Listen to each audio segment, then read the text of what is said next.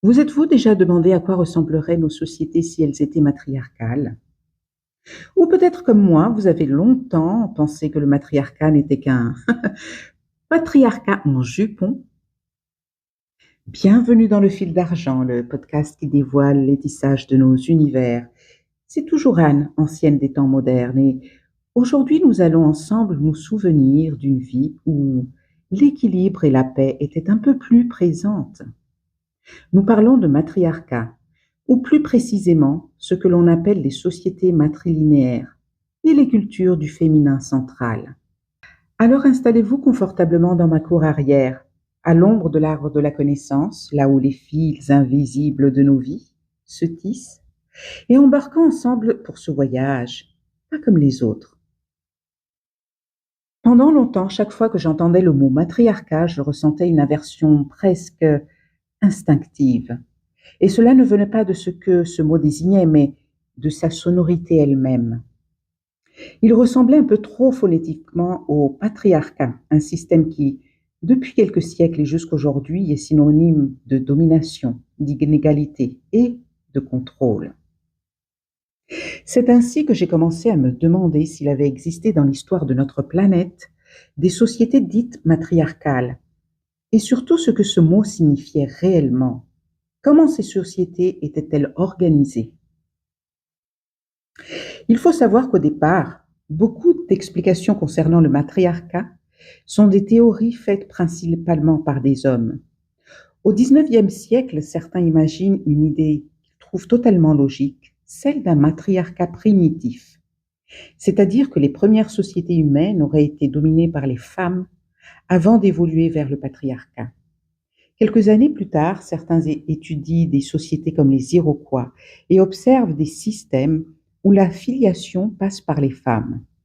Pour les penseurs de l'époque, ça confirme encore une fois la même théorie. Les sociétés humaines évolueraient en étapes du primitif vers le civilisé.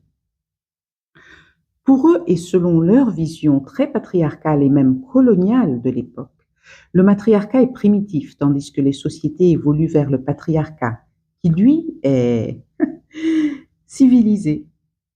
Vous voyez déjà la discrimination bien structurée et claire. Mais au XXe siècle, ça commence à changer. Des anthropologues comme Franz Boas, Bronislaw Malinowski ou Claude Lévi-Strauss remettent en question ces théories. Ils pensent qu'il n'existe pas de preuves solides d'un matriarcat universel dans l'histoire humaine. En revanche, ils posent une autre théorie. Certaines sociétés sont bien matrilinéaires et ou matrilocales, c'est-à-dire que la famille, l'héritage ou la maison est transmise et s'organise autour des femmes, sans impliquer nécessairement une domination ou même un quelconque pouvoir politique féminin. Et c'est là que les choses deviennent intéressantes. En faisant quelques recherches et en prenant part à des conférences, j'ai commencé à comprendre un schéma récurrent. Prenons quelques exemples. Chez de nombreux peuples autochtones d'Amérique du Nord, comme les Cherokees, les Hopis ou les Navajos, la société s'organisait autour de la filiation maternelle, c'est-à-dire que le clan se transmettait par la mère, et ce sont les mères de clan qui désignaient les chefs, et qui pouvaient aussi les révoquer s'ils faillissaient à leur rôle. Ce n'était pas un pouvoir de domination politique, mais un pouvoir de sagesse, un véritable garde-fou. Les femmes jouaient un rôle central dans les décisions de la communauté. Souvent, elles pouvaient même peser sur les décisions de guerre ou de paix. Mais attention, cela n'effaçait pas le rôle vital de l'homme. C'était lui qui partait à la chasse et à la pêche, lui qui était responsable de la défense du village, des raids ou des guerres tribales si nécessaires. Et bien que les femmes construisaient les habitations, les hommes se chargeaient de la fabrication des canaux, des armes, des outils et parfois des structures communautaires. Les hommes occupaient des postes de conseil ou de chef de guerre, mais toujours en coordination avec les femmes. Tout cela, bien sûr, avant l'arrivée des colons.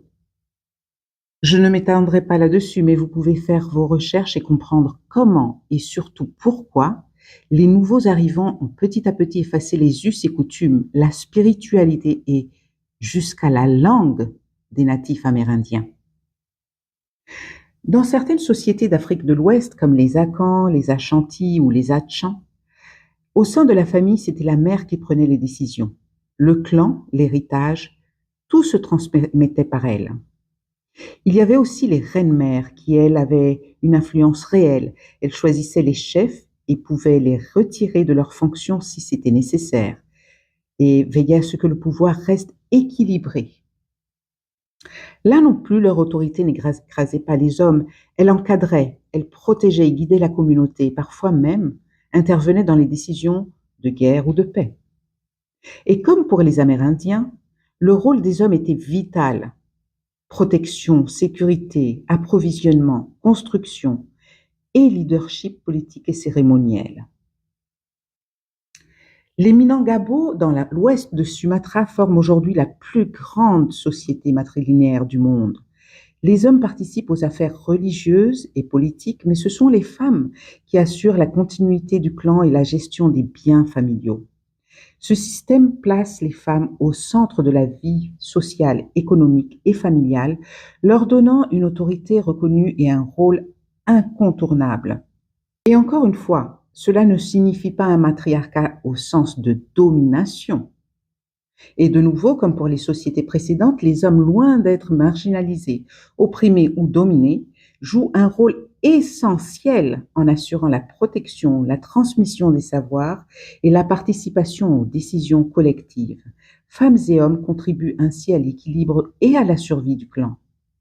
Comme pour beaucoup de sociétés de ce type, celles-ci risquent au fil des ans de se transformer jusqu'à peut-être disparaître un jour, malheureusement. En effet, il y a eu des influences politiques et religieuses qui ont partiellement réorienté la société Minangkabau.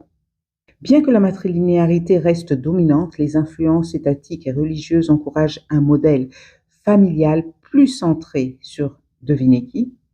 Le père.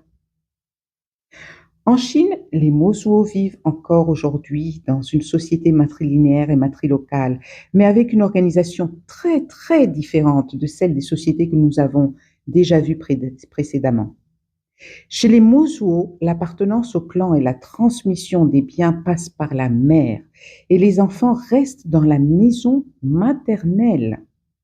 Les hommes entretiennent des relations affectives avec les femmes et parfois avec leurs enfants via ce que l'on appelle les walking marriage. Mais ils ne vivent pas dans la maison de la mère et ne dirigent pas le foyer maternel. L'autorité masculine principale pour les enfants est celle de l'oncle maternel. Les femmes, elles, occupent une place centrale, garantissent la continuité du clan et prennent soin de la vie sociale et économique. Les hommes, loin d'être absents, jouent un rôle essentiel en soutenant, protégeant et transmettant leur savoir, contribuant à un bien-être et à la stabilité de la famille élargie. Cette structure rend la société Mosuo unique, même parmi les sociétés matrilinéaires du monde entier. Cependant, et malheureusement, elle est aussi en voie de transformation, pour ne pas dire de disparition. En effet, entre 1949 et 1980, la République populaire de Chine a cherché à imposer le mariage monogame officiel via des lois et des campagnes politiques, notamment la loi Marriage Law de 1950. Exerçant ainsi des pressions pour remplacer les unions traditionnelles Mosuo, sans toutefois réussir à les faire disparaître complètement. Aujourd'hui, le tourisme, l'éducation et l'intégration économique introduisent des modèles conjugaux plus classiques, cohabitation, rôle accru du père, etc., ce qui transforme progressivement, sans l'effacer totalement pour le moment, le système matrilinéaire et matrilocal traditionnel. Alors, vous voyez, aucune de ces sociétés n'est simplement l'inverse du patriarcat occidental. Elles ne sont pas des mondes où les femmes dominent les hommes et dominent tout sur leur passage. Ce sont des systèmes complexes avec d'autres visions du monde, d'autres équilibres sociaux. Femmes et hommes sont complémentaires et collaborent pour maintenir la sécurité, le bien-être et la prospérité de la communauté tout entière. Alors pourquoi parle-t-on autant de matriarcat? Mot qui n'est pas vraiment juste d'ailleurs. Eh bien parce que le regard occidental a souvent du mal à penser des modèles différents sans les déformer.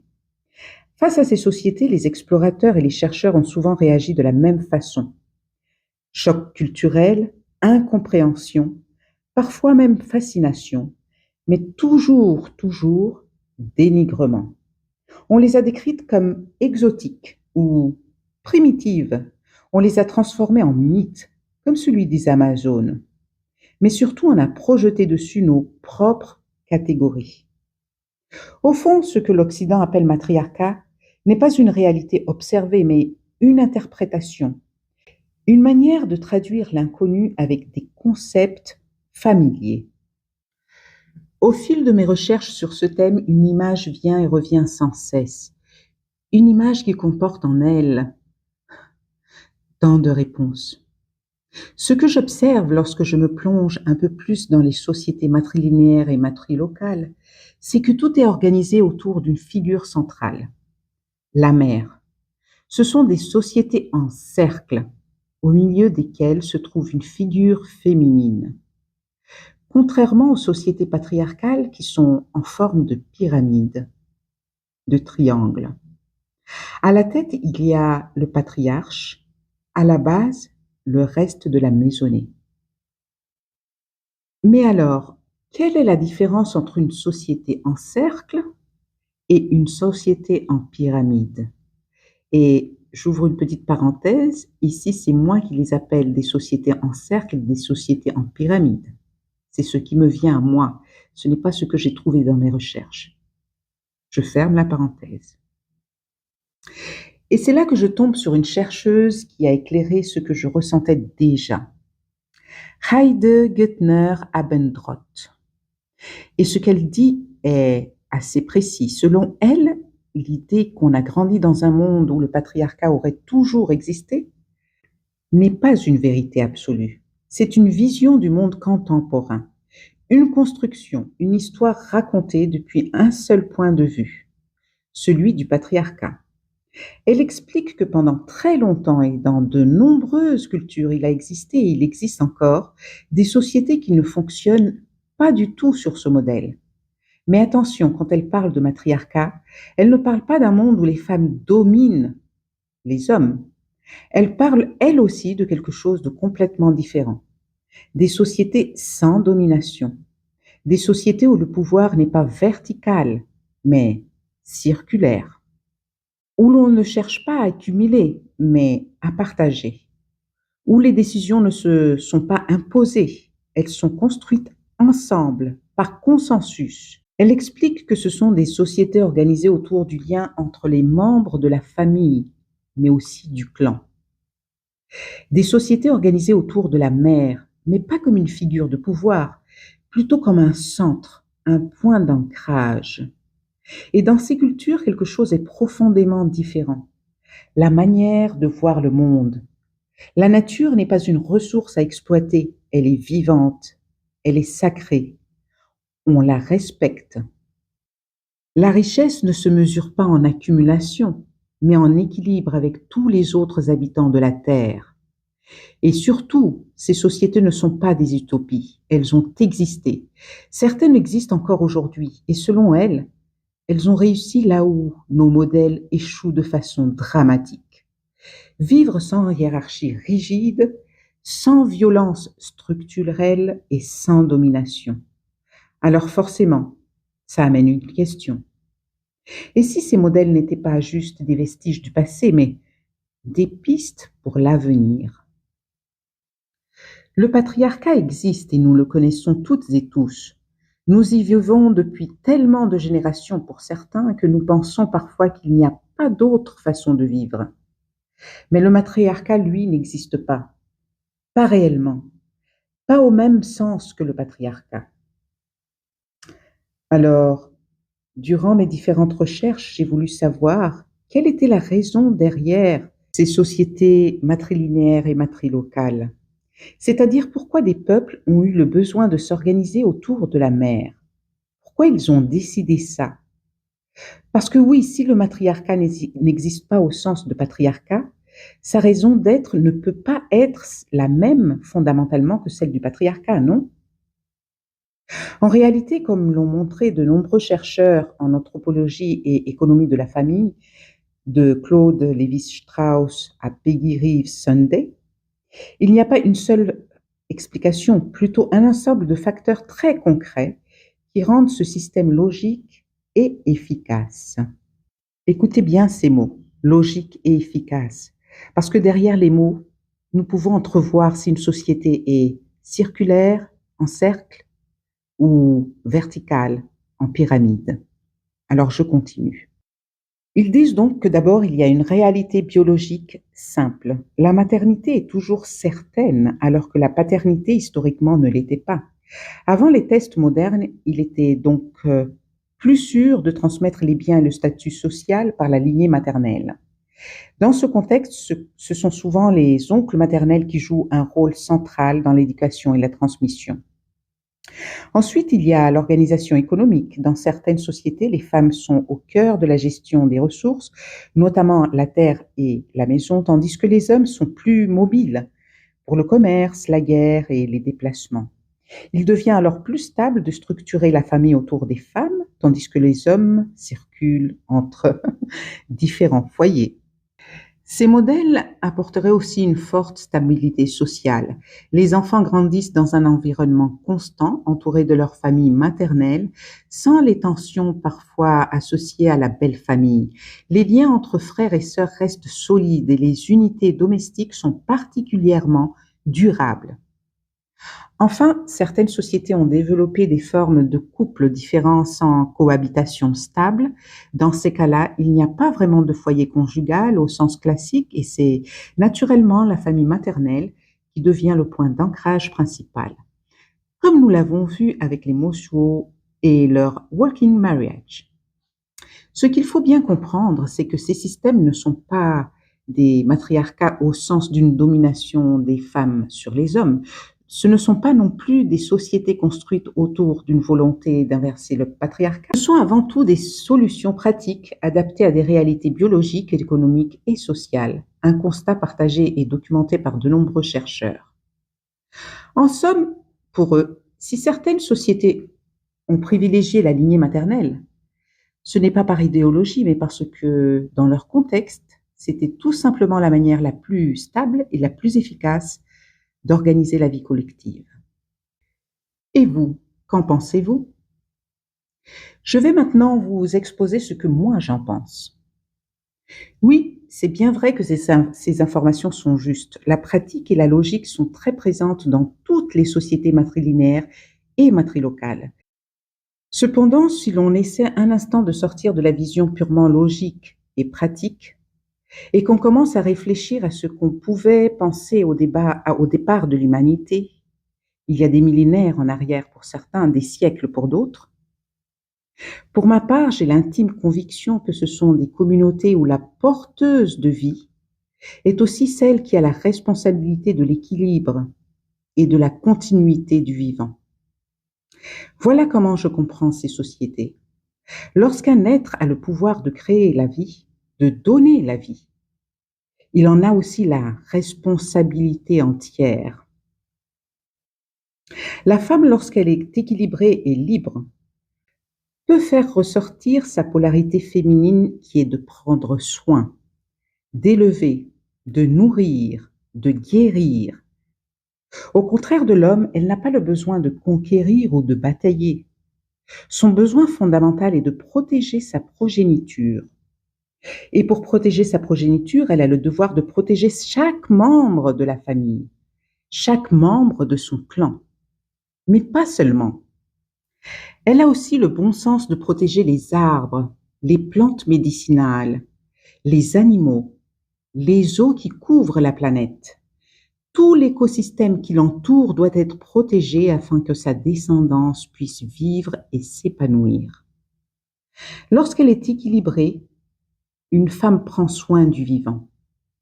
Elle sait partager équitablement selon les besoins de chacun. Vous me direz peut-être que c'est une façon très romantique de voir les choses, et peut-être avez-vous raison. Mais la façon dont étaient organisés les natifs de l'Amérique du Nord n'était-elle pas romantique? Leur spiritualité ne l'était-elle pas? Et celle des reines-mères d'Afrique de l'Ouest, n'avait-elle pas, elle aussi, un côté romantique? Et pour toutes les communautés matrilinéaires et matrilocales, malgré leur côté pratique et logique, vous n'y voyez aucun romantisme? Ce que certains appellent aujourd'hui le romantisme, n'était-il pas une partie intégrante de notre polarité féminine? Pourquoi est-ce que nous devrions cesser de la voir en tant que femme? Petite question entre parenthèses. Et puis n'oubliez pas, je dis bien que tout cela peut être fait à condition que la femme elle-même soit équilibrée et libre. Libre dans sa tête, dans son cœur et dans son corps. Sinon, nous risquerions un vrai matriarcat, à savoir le patriarcat en jupon dont nous parlions au début. Pourquoi? Parce que nous avons été éduqués à penser à la façon patriarcale.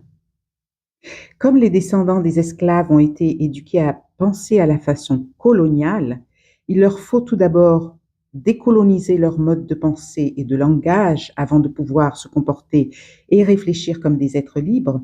De la même façon, pour la majorité des femmes sur la planète, il nous faut d'abord apprendre à dépatriarchiser nos neurones si nous voulons être équilibrés et libres.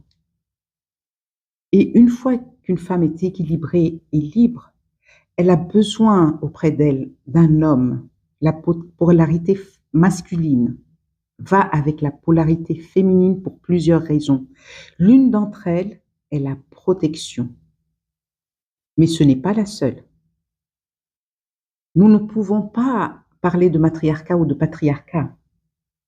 Nous devons nous tourner vers un équilibre de polarité, un équilibre de genre, un équilibre entre la vie et la mort, un équilibre dans le vivant, dans la façon dont nous consommons, dans la façon dont nous traitons nos enfants, dans la façon dont nous traitons nous-mêmes, entre nous les femmes, dont nous nous traitons entre nous les êtres humains sur la planète, dans la façon dont nous traitons les animaux, les plantes médicinales, les arbres. Nous devons nous tourner vers un système plus équilibré. Mais ce n'est que ma vision de voir, vous savez, d'une ancienne des temps modernes. Bref, je me suis un petit peu laissée aller en freestyle. Je reviens à mon texte et j'en arrive à la conclusion. Alors pour conclure, non seulement les sociétés matrilinéaires et matrilocales sont une réalité historique et contemporaine, mais elles se fondent sur le bon sens, l'égalité, et elles sont orientées vers le vivant. Ce sont des sociétés plutôt équilibrées où les deux sexes sont valorisés pour leur rôle. Dans la majorité des récits historiques que nous connaissons aujourd'hui, le monde s'est structuré autour d'un principe dominant, celui du patriarcat. Un système où le pouvoir, les institutions et la transmission ont longtemps été organisés autour de la figure masculine. Un cadre qui a façonné nos lois, nos cultures et même notre manière de penser la légitimité. Mais il est bon de ne pas oublier qu'à part cette narration dominante, d'autres modèles ont toujours existé. Des sociétés où la filiation ne passe pas par le père, mais par la mère, où l'héritage ne se concentre pas dans les mains d'une seule autorité, elle se transmet différemment et elle se partage, où le lien à la terre, à la famille et à la continuité suit une autre logique, celle des lois du vivant. Et dans ces espaces, quelque chose devient très intéressant à observer. Le pouvoir ne disparaît pas, il se transforme. Il devient circulaire plutôt que vertical. Il s'ancre dans la continuité plutôt que dans la conquête. Alors, au-delà des structures sociales, une question émerge naturellement. Et si ces modèles nous parlaient aussi d'autre chose, de quelque chose de plus symbolique, de plus intérieur, ce que certaines traditions appellent le yin et le yang, le féminin sacré et le masculin sacré, non pas des genres, mais des principes, celui de la réceptivité, de la création, de l'intuition, de la gestation du vivant pour le féminin. et celui de la protection, de la sécurité, de l'action, de la matérialisation pour le masculin. Des principes que les sociétés matrilinéaires semblent chacune à leur manière avoir laissé exister dans leur organisation et dans leur vision du monde. Et si au fond, l'enjeu n'avait pas été patriarcat contre matriarcat, mais plutôt notre capacité à réintégrer les deux principes, masculin et féminin, dans une même compréhension du vivant. Car ce qui amène le chaos dans notre monde d'aujourd'hui est justement le déséquilibre constant entre le puissant et le faible, entre le riche et le pauvre, entre la rigidité du système et la cyclicité de l'humain, entre le masculin et le féminin. Alors, au lieu d'opposer patriarcat et matriarcat, et si on apprenait à comprendre ce qu'il révèle de nous et ce que nous pourrions tenter de rééquilibrer, le féminin et le masculin ne sont pas opposés, ils sont complémentaires. Chacun avec ses facettes de l'ombre et de la lumière, chacun avec ses forces et ses faiblesses, chacun avec tout ce que il ou elle a à offrir au monde pour une humanité plus humaine. Voilà pour aujourd'hui, mes chers. Merci de m'avoir écouté jusqu'au bout. J'espère que cet épisode, un peu différent des autres, vous aura plu quand même. Si mes propos vous ont apporté une nouvelle façon de voir les choses ou des questionnements, n'oubliez pas de liker et si vous le pouvez, partager. Si vous êtes nouveau ou nouvelle sur cette chaîne, n'oubliez pas de vous abonner et de cliquer sur la cloche. Ça ne vous coûte rien et ça aide à agrandir notre communauté. Pour notre prochain épisode, je n'ai pas encore décidé de ce que je vous conterai. Si vous avez des idées à décortiquer, vous pouvez me les envoyer en commentaire. Pour le moment, je n'ai pas d'idée, mais j'ai l'impression que quelque chose vient du côté plus spirituel. On verra d'ici là. D'ici là, je vous souhaite une belle journée ou une belle nuit, un bon week-end. Ça dépend du moment où vous m'écoutez. Prenez bien soin de vous et de vos proches et surtout, n'oubliez pas, votre fil tisse plus loin que vous ne le pensez. À bientôt!